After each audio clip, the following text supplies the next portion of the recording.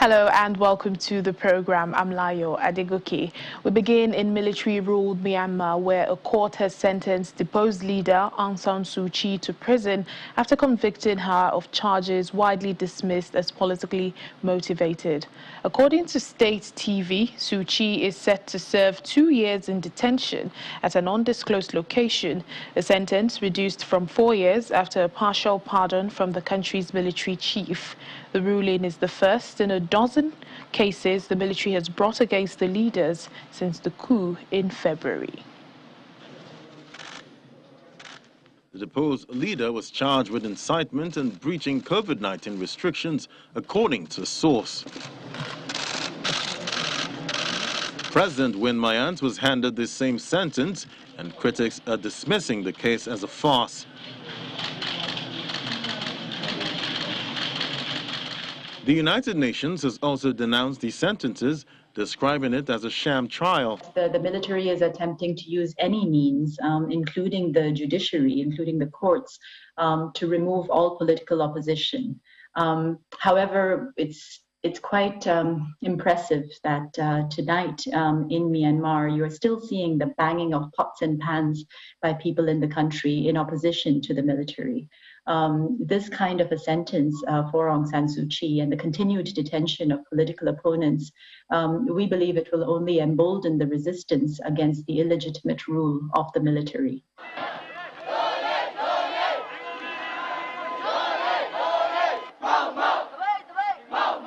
Human Rights Watch has also termed it as ridiculous and a way of ending Suu Kyi's political career while the military consolidates power. The sentences themselves are ridiculous. You're talking about inciting public unrest, which is, something that the military has just made up. Again, you have her being cited for violating COVID regulations because a rally waved at her. I mean, there was plenty of people campaigning back in November 2020 for election, and it was candidates from all parties. But what we see is selective persecution and selective prosecution. The military, however, has previously said that Suu Kyi is being given due process in an independent court led by a judge appointed by her own administration. The two leaders have been detained since the February military coup, and the country has been in turmoil since then, paralyzed by protests and a deadly crackdown on the junta's opponents. Suu Kyi faces a dozen court cases that include charges of corruption and violating state secrets. The maximum sentences would mean more than 100 years in prison combined. The trial has been closed to the media, and her lawyers have been barred from communicating with the media and public.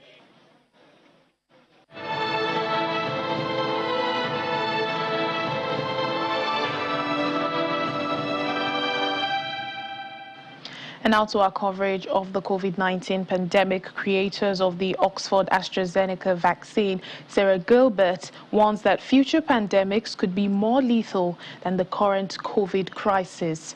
Professor Dame Sarah Gilbert, during a lecture, says there is need for more funding for pandemic preparedness to prevent the advances made from being lost. She also warned vaccines could be less effective against the Omicron variant and that people should take adequate precautions. There will be a disease Y. This will not be the last time a virus threatens our lives and our livelihoods. And I'd like to finish on a high note, but the truth is the next one could be worse. It could be more contagious or more lethal or both. We cannot allow a situation where we have gone through all we have gone through and then find that the enormous economic losses we have sustained mean that there is still no funding for pandemic preparedness. The advances we have made and the knowledge we have gained must not be lost. Just as we invest in armed forces and intelligence and diplomacy to defend against wars, we must invest in people, research, manufacturing, and institutions to defend against pandemics. This pandemic is not done with us. Last month, we observed surges in cases and discussions of lockdowns and compulsory vaccination in several countries in mainland Europe. Across the world, we will continue to see cases increasing and decreasing and governments doing what they can to react for some time. And now, the unwelcome but widely anticipated news of a new highly transmissible variant, Omicron, and the need to collect more data on what that will mean. Nigeria's High Commissioner to the United Kingdom, Sharafa Tunji Ishola, has described restrictions imposed on Nigeria by Britain as a travel apartheid. His comments are in line with the UN Secretary General, who has raised concerns over measures imposed by various countries against African nations. The ambassador spoke with our London correspondent, Juliana Olayinka. The position of Nigeria is to align with the position of UN Secretary General. That has classified the travel ban on Nigeria and some other African countries as travel apartheid. And Nigeria aligns absolutely with that, because what we're talking about, like I said, is not endemic. If the Omicron variant is endemic, that means it's peculiar to a few countries, then you can understand that. But as of today, the official confirmation of Omicron patients in Nigeria, we just have 3. And all over the world, we have so many countries that even have, 200, 300, 400% over that of Nigeria. Yet, they are not included in the ban list. That's number 1. Number 2 is the fact that South Africa happened to be the first country that will bring the attention of the world to the existence of Omicron. And we must salute their efforts. Perhaps it did not even emanate from South Africa.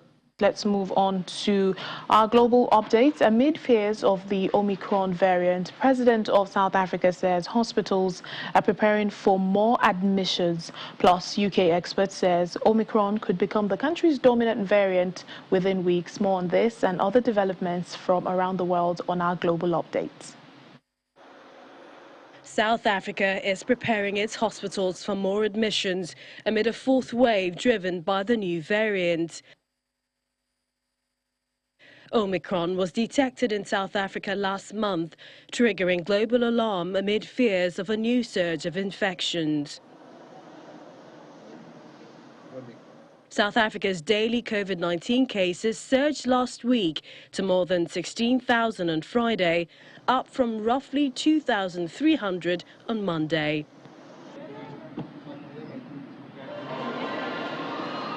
Over in the United Kingdom, an infectious diseases expert, Professor Paul Hunter, says Omicron could become the UK's dominant variant within weeks. He estimates it's likely that there are already more than 1,000 cases, 4 times more than officially confirmed. Thailand has detected its first case of the Omicron coronavirus variant in a US citizen who had traveled to the country from Spain late last month. The confirmed case and the man who had arrived November 29 makes Thailand the 47th country to have found the new variant.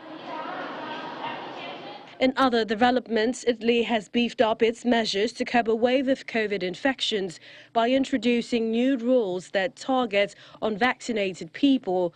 Only those who have been vaccinated or recently recovered from COVID will be allowed to go to the theatre, cinemas, live music venues and major sporting events.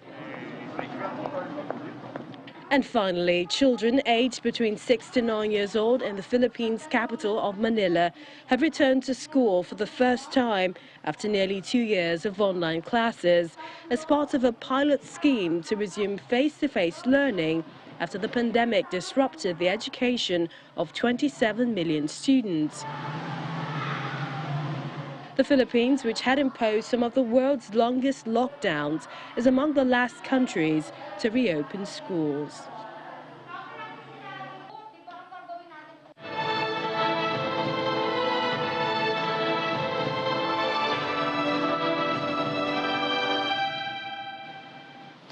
Volunteers are helping to clear rubble from houses in a small Indonesian village days after a powerful eruption killed 15 people and left dozens more missing.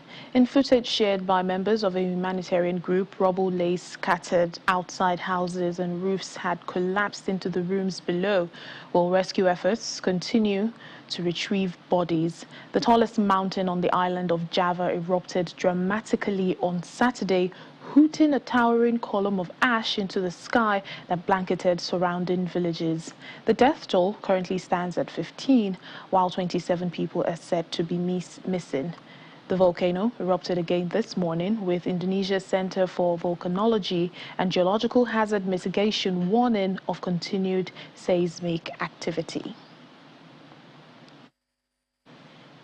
Coming here to Africa now, incumbent President Adama Barrow has won re-election in the Gambia in the first vote for decades held without long-term leader Yahya Jammeh. Officials say President Barrow received about 53% of Saturday's vote, with nearest rival, a lawyer, on 28%. Well, in the last election, Mr. Barrow defeated Yahya Jammeh, who now lives in exile after refusing to accept the result. This vote is being seen as a test for democracy in the country. In President Adama Barrow's victory speech, he promised Gambians he will do everything he can to make their lives better. Fellow Gambians, the 4 December 2021 presidential elections is now behind us, and democracy has taken its course in assisting us choose who should lead this country for the next 5 years.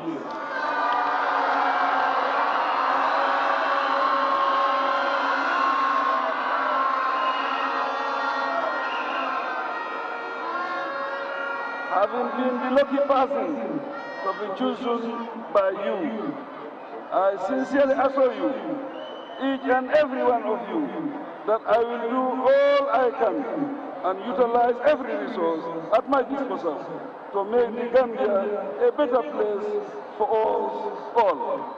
Indian Prime Minister Narendra Modi has met with Russian President Vladimir Putin in New Delhi, with trade and deteriorating situation in Afghanistan both on their agenda.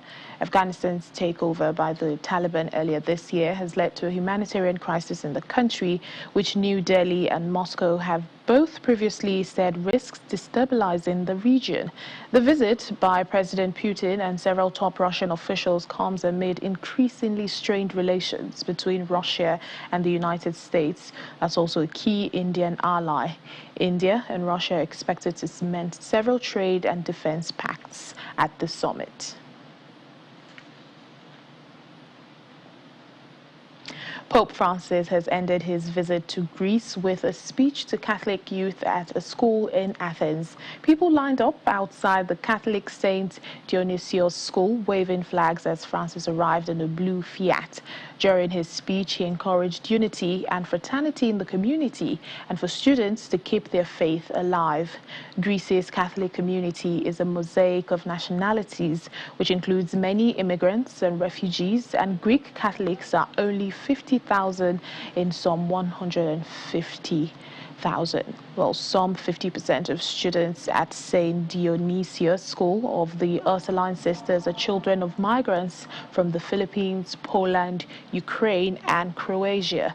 Pope Francis has been on a 5-day trip to Greece and Cyprus, making the struggles of refugees and migrants and the need for integration among societies and cultures the focal point of his trip. Throughout his tour, he emphasized the need to embrace diversity as he visited a migrants' camp on Lesbos.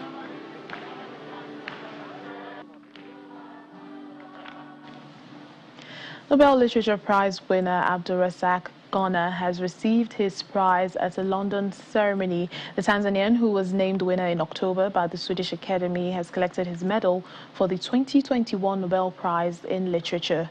The 72-year-old won the Literature Prize for his novels unflinchingly portraying the effects of colonialism and the plight of refugees. The Swedish ambassador to London, Michaela Kumlin-Granit, presented the writer with his Nobel medal and also a diploma. Compassionate celebration of the effects of colonial. And customarily, you would have received the prize from the hands of His Majesty, the King of Sweden. However, this year you will be celebrated with a distance forced upon us because of the pandemic. And since you cannot go to Stockholm, your Nobel Prize medal and diploma has been brought to you here today. So with this regards from the Swedish Academy and the Nobel Foundation, it is a great honor to convey to you my warmest congratulations and ask you to receive the Nobel Prize. Professor Emeritus Varuza Gurna, please step forward.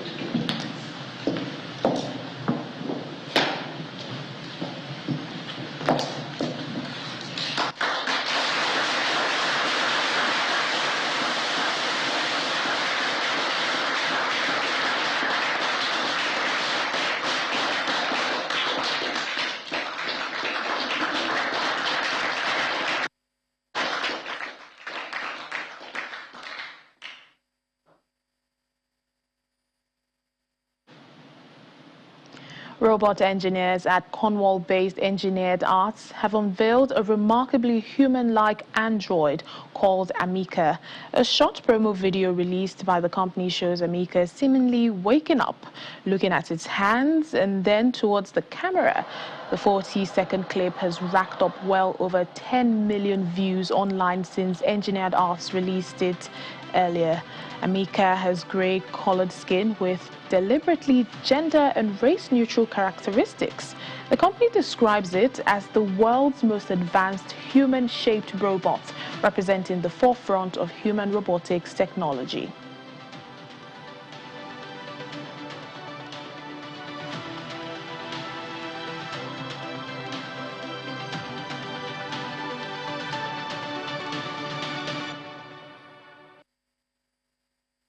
I'm standing next to two Amicas.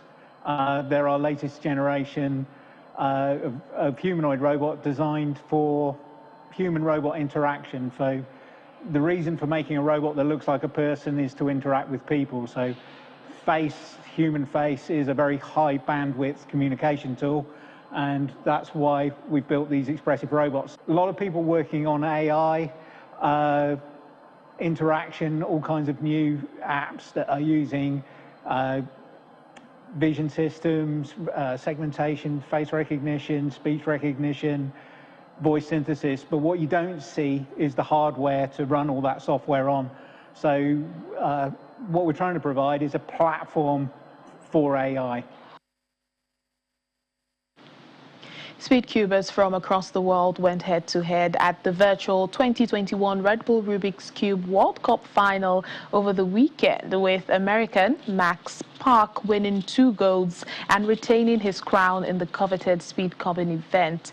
Park was crowned world champion in the Speedcubing mixed event for the 2nd year running, following a lightning-quick final solve of 6.1 seconds, with Poland's Timion Kolasinski 2nd and Patrick Ponce from the US 3rd.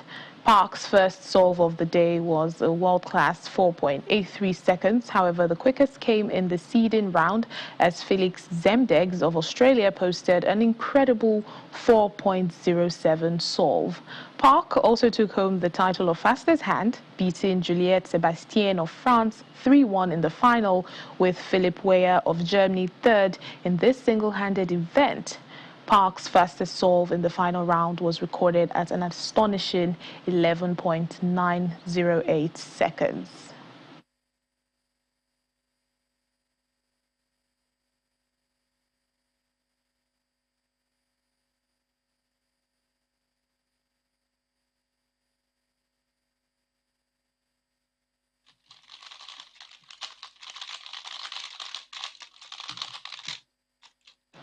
And as we end the program today, let's check out these cheerful paddleboarders in Dublin who took to the river Liffey dressed in Santa and other Christmas costumes, hoping to bring some seasonal joy to onlookers.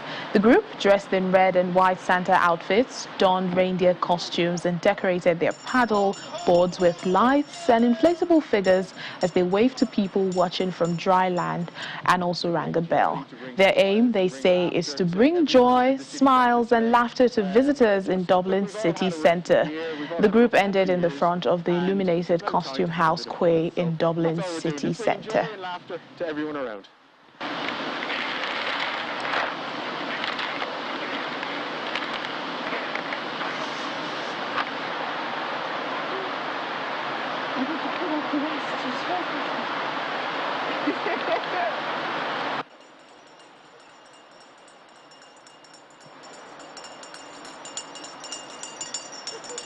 Yeah, I think it's just about just bringing a little bit of joy and a little bit of festivity in particularly challenging times that we've all had. So it brings us all together, the sub-community.